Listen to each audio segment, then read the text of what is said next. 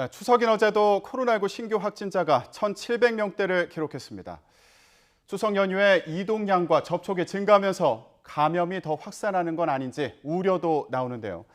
이동훈 내과 전문의와 함께 코로나19 상황 정리해 보겠습니다.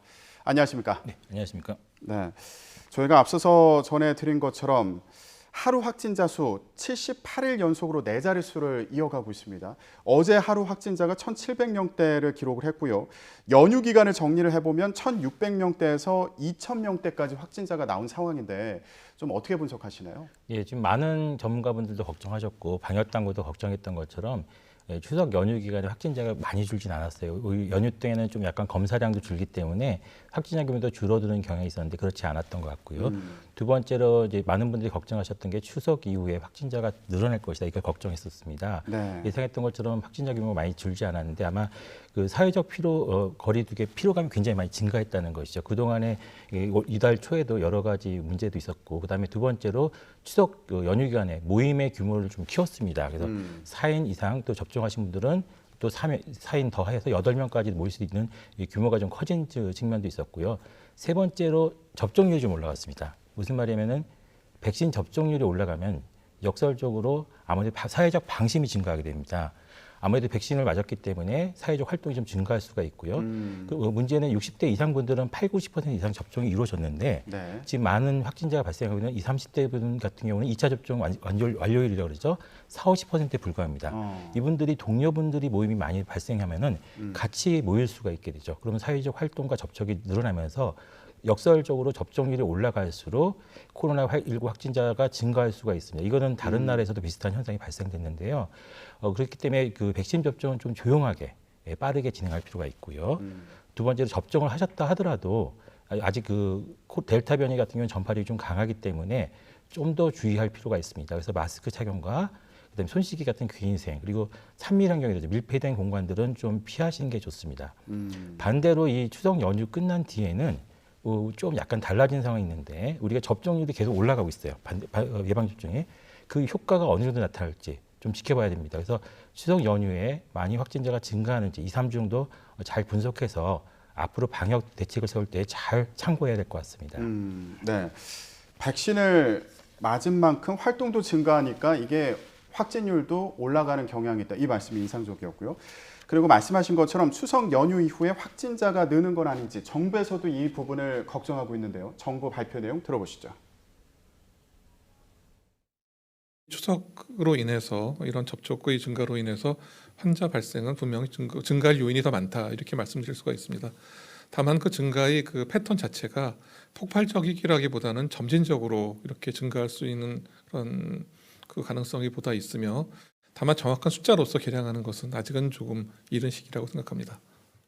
네, 정부 발표 내용 함께 들어보셨는데 그러니까 기존에는 수도권에 확진자가 많이 나오는 상황이지 않았습니까? 그런데 추석 연휴 지나면서 이게 비수도권으로 또 확산세가 이어가는 건 아닌지 그리고 이후에 또 수도권으로 돌아오니까 전국적으로 확산세가 더 심해지는 건 아닌지 이걸 걱정하고 있는 것 같거든요. 네, 지금 많은 분들이 걱정하고 계신 게 바로 그 점인데요.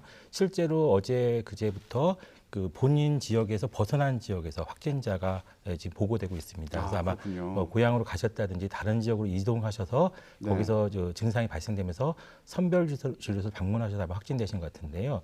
여기서 지금 변수가 좀 있는데 지금 주로 확진자들이 밀접한 접촉이 가능한 분들과 전파가 되고 있습니다. 주로 가족이라든지 친밀한 관계 분들하고 전파가 되고 있는데 대부분 이제 지금 추석 연휴 기간은 어르신들을 많이 만나게 되는데 어르신 접종률이 상당히 높습니다. 네. 그래서 거의 90% 이르기 때문에 이런 전파 양상이 어느 정도 영향을 줄 것인지는 좀 지켜봐야 될 것 같고요. 좀 안 좋은 것은 이제 계절적인 영향이 있습니다. 지금 오늘도 비가 오고 있는데 날씨가 좀 쌀쌀해질 수가 있어요. 그러면 계절적으로 이제 그 동절기, 겨울철에 접어들면 호흡기 바이러스가 활동량이 증가되기 때문에 작년에 겨울에 우리 코로나19 유행을 보지 않았습니까? 올해도 그런 유행이 발생할 수 있으니까 의료 역량을 최대한 확보하는 그런 대책도 좀 필요할 것 같습니다. 날이 쌀쌀해지면 코로나19에 감염될 확률도 더 높아진다 이렇게 볼 수 있는 건가요? 그렇죠. 아무래도 산밀환경이라고 볼 수 있는 실내 활동도 좀 증가될 수가 있고요. 난방을 키면서 공기도 밀폐될 수밖에 없고 실내 공간에서 활동이 늘어나면서 밀접 접촉이 일어날 수 있는데 다만 여기서 우리가 변수가 있는 것이 예방 접종률이 많이 올라간 상태입니다. 그래서 이런 예방 접종이 어느 정도 효과를 미칠지도 면밀하게 좀 분석을 해봐야 될 것 같습니다. 그런데 이게 감기 기운 있는 분들도 이제 많이 나올 수 있잖아요. 이게 코로나19하고 좀 헷갈릴 수도 있을 것 같은데 증상의 차이가 있나요? 지금 전혀 없습니다. 지금 감기 기운이라고 보통 말씀드리시는데 고열로 이제 생각하시는 분이 많습니다. 고열하고도 전혀 관계가 없고요. 몸이 좀 안 좋거나 몸이 약간 몸살 기운이 있거나 기침 같은 증상이 있으면은 지금 그렇기 때문에 지금 오늘 휴일인데도 선별휴일에서 많은 분들이 나와서 네. 지금 준비를 하고 있습니다. 그분들이 기다리시는 것은 바로 몸이 고향에 갔다 오시면서 몸이 좀 불편하신 분 경우에는 바로 그곳에 들리셔가지고 검사를 오늘 휴일이니까 검사를 하셔서 빨리 그 확산을 차단하기 위해서 지금 기다리고 계신 겁니다. 그래서 조금이라도 증상이 있으시면은 바로 가서 검사를 하셔서 아니라는 걸 확인하는 게 또 굉장히 중요하거든요. 그래서 반드시 검사를 해서 아니라는 것도 좀 확인해 두신 게 향후 진료에도 큰 도움이 될 것 같습니다. 네, 감기하고 증상이 크게 차이가 없으니까 조금이라도 불편하면 검사를 받는 게 좋다 이런 말씀이시고요. 그런데 아까 정부 발표에서도 들었는데 이게 추석 연휴 이후에 폭발적인 숫자 증가보다는 점진적인 증가가 우려된다 이렇게 얘기를 했거든요. 이건 어떤 근거가 있는 건가요? 지금 현재 그 백신 접종률도 상당히 올라가 있고요. 우리가 지금 폭발적인 증가는 이제 델타 변이가 많은 분들하고 접촉하면서 전파가 되는 건데 우리나라는 두 번째로 마스크 착용률이 상당히 높습니다. 이런 마스크 착용을 통해서 밀접 접촉이 일어난다 하더라도 전파가 어느 정도 차단되는 효과가 있는데 다만 저희가 아직도 여전히 취약한 부분이 있는데 가까운 거리에서 계속 생활하신 분들 지금 여러 집단 감염 중에서 대부분들이 가까운 직장 내에서 같이 활동하신 분들을 통해서 전파되는 경우가 많습니다. 그래서 많은 분들이 이동하는 공간들 예를 들면 대형 마트나 큰 그 백화점 같은 경우에도 잘 방역 활동을 잘 할 경우에는 이용자분들이 많다 하더라도 실제 그 전파되시면 적은데 오히려 역설적으로 가까운 거리에서 가까이 점심 식사를 같이 하시고 휴식을 같이 하는 분들의 경우에는 오히려 전파가 쉽게 이루어지는 경우가 있습니다. 그래서 이런 것들까지 우리가 완벽하게 차단하기 어렵기 때문에 점진적으로 아마 증가할 가능성은 상당히 높을 것 같습니다. 네. 이제 추석 연휴 지난다고 또 끝나는 게 아니라 10월 달 되면은 대체 공휴일도 있지 않습니까? 그러니까 사흘 연휴가 2번 있는 상황인데 이게 지금은 좀 심리적으로 방역에 대해서 좀 느슨해진 거 아니냐 이런 우려도 나오고 있어요. 좀 주의해야 될 점이 있다면 뭐가 있을까요? 그래서 일반적인 얘기를 드릴 수밖에 없는데요. 저희 윤사님이 환자 진료할 때 가르쳐준 3가지 원칙이 있었습니다. 질병에 대해서 정확한 정보가 있어야 되고 그다음에 사용 가능한 치료 방법이 있어야 됩니다. 아무리 좋은 치료법도 사용 가능하지 않으면 사용할 수가 없겠죠. 그리고 가장 중요한 것은 환자와의 신뢰였습니다. 지금 작년에 우리 코로나19에 대해서 정보가 좀 적었기 때문에 공부하는 과정이었고요. 사용 가능한 방법이 없었기 때문에 사회적 거리 두기를 사용한 것이었죠. 그리고 가장 중요한 신뢰성. 우리 정은경 청장님이 작년에 굉장히 큰 신뢰성을 확보했었습니다. 그런데 올해는 작년하고 좀 달라진 것이 많은 정보를 우리가 획득했고 그다음에 백신과 같은 좋은 예방 방법이 나왔습니다. 그런데 반면에 백신 접종 과정에서 여러 가지 좀 시행착오가 있으면서 신뢰성이 상당히 좀 떨어진 측면이 있습니다. 그래서 지금 방역 당국이 우선 회복해야 될 것은 정확한 정보를 잘 분석해가지고 지금 지속 가능한 사회적 거리두기를 잘 만들어서 국민들에게 신뢰성을 회복해야지 아마 이 방역 정책의 호응도가 높아질 것 같습니다. 그리고 가장 중요한 건 국민들 입장에서는 백신을 1차 접종만 했다고 해도 그 완벽한 방어력이 회복된 게 아닙니다. 그래서 2차 접종이 끝난 이후 2주 정도 지난 다음에서야 비로소 조금 안심할 수 있기 때문에 많은 국민들이 백신 접종이 끝나는 11월까지는 기본으로 돌아가셔야 됩니다. 마스크 착용과 손 씻기 그리고 하나 더 덧붙이면은 몸이 좀 불편하시면 빨리 검사하시는 이 3원칙을 좀 잘 지켜줄 필요가 있을 것 같습니다. 네, 알겠습니다. 지금 말씀하신 것처럼 백신 접종률을 높이는 게 계속 중요한 상황으로 보이는데 문재인 대통령도 미국 뉴욕에서요 유엔 총회 일정과 함께 백신 행보를 이어갔습니다. 영국과 mRNA 백신 교환에 합의를 했고요. 특히 화이자 최고 경영자도 만났는데 관련 내용 들어보겠습니다. 한국의 접종자 가운데 절반 정도가 화이자 백신을 접종했습니다. 그리고 화이자 백신은 지금 한국 국민이 가장 신뢰하는 백신이 되었습니다. And I want to assure you, Mr. President, that Pfizer will do everything we can to stay close to you and your government and the Korean people and to help as much as we can. 네, 백신 교환 그리고 내년도 물량 확보에 적극적으로 나섰는데 한동안은 백신 수급 때문에 좀 소가리를 하지 않았습니까? 앞으로는 이거 걱정 안 해도 되는 건지 어떻게 전망할 수 있을까요? 네, 지금 뭐 백신 접종이 상당히 많이 진행되는 상황이고요. 실제로 현장에서는 이제 잔여 백신 같은 경우는 좀 남아서 아깝게 폐기하는 경우도 있습니다. 그리고 또 대통령께서 이게 적극적으로 나서고 있기 때문에 10월 이후부터는 아마 백신이 너무 여유가 있어가지고 또 그것도 문제가 되지 않을까 생각이 되는데요. 이럴 경우에는 조금 지금까지 우리가 백신 접종이 부족하다 보니까 여러 가지 규제가 좀 많았거든요. 이런 규제를 좀 완화해서 백신을 좀 더 자유롭게 접근할 수 있어서 쉽게 접종할 수 있는 그런 것들도 좀 만들어줄 필요가 있을 것 같습니다. 실제로 접종하면서 저희들이 가장 어려웠던 것 중에 하나가 사실 접종과 환자 민원 이런 것들이 아니라 행정적인 업무 처리가 좀 굉장히 부담이 많이 됐다고 합니다. 일선에서. 그래서 이런 지금 과도한 규제들이 좀 많이 있는데 이런 것들은 좀 백신 수급이 원활해지면은 조금 더 줄여줄 필요도 있을 것 같습니다. 네. 이런 가운데 지금 백신 접종과 또 사전 예약도 계속 진행 중이거든요. 아직 백신 접종하지 않은 만 18세 이상 같은 경우에 사전 예약을 받고 있는데 577만 명이더라고요. 그런데 이 예약률이 생각보다 낮아요. 지금 그래픽으로 보고 계신데 577만 명 가운데 예약을 한 사람이 0.8%에 불과합니다. 미접종자 예약률을 얘기하는 거예요. 예, 이런 분들 같은 경우에 일단 오늘 오후 6시까지 예약을 마치면 10월 1일부터 접종을 할 수 있고 그런데 23일부터도 예약이 가능한데 이때는 이제 10월 11일 이후에 접종이 가능할 것으로 보인다. 뭐 이런 상황이거든요. 그러니까 결론적으로는 이달 말까지 예약을 받는 상황인데 예약률이 이렇게 낮은 이유 어떻게 봐야 될까요? 지금 저도 이제 접종 현장에서 근무하면서 느낀 점인데 우리나라 분들이 굉장히 바쁘십니다. 그래서 실제로 시간이 없어서 접종하지 못한다는 분도 꽤 계십니다. 그리고 아무래도 18세부터 성인 같은 경우는 이제 업무가 있기 때문에 업무 시간 때문에 아마 접종을 꺼려 하시는 경우도 있더라고요. 그래서 제가 보기에는 이거는 조금 바꾸셔야 될 것 같은데 사실 우리나라 의료 행태의 보통 이유 중에 하나가 의료기관 이용하지 못하는 96%가 아마 시간이 없어서 그렇다고 하더라고요. 비용적인 측면보다. 네. 10월 달에는 이제 대체 공휴일이 2번 있습니다. 근데 대체 공휴일 2번도 다 대부분 많은 의료기관들이 접종 업무를 비롯한 업무를 하고 있습니다. 그래서 그런 시간을 좀 내셔가지고 접종을 하실 필요가 있을 것 같고요. 두 번째로는 아마 불안감이겠죠. 네. 사실 이 불안감은 객관적으로 계측할 수도 없고요. 상당히 주관적인 겁니다. 그래서 아까 전에 말씀드렸듯이 정부가 좀 신뢰성을 올려야 되는데 이런 백신 접종 후 여러 가지 상황들이 많습니다. 이런 상황에 대해서 정부가 책임지고 적극적인 자세를 좀 취할 필요가 있을 것 같고요. 그로 인해서 백신에 대한 신뢰성이 좀 올라가가지고 많은 분들이 접종하게 되면은 이제 안도감이 좀 불안감이 해소되면서 접종률이 올라갈 수 있지 않을까 생각이 됩니다. 그러니까 부작용이 있는 경우에 인과성 여부를 빨리 밝혀주고 그리고 뭐 보상을 적절히 한다거나 이런 과정이 필요하다 이런 말씀을 네, 그런 것도 드리거든요. 필요한데 그 부작용을 예방하기 여러 가지 조치가 좀 필요하거든요.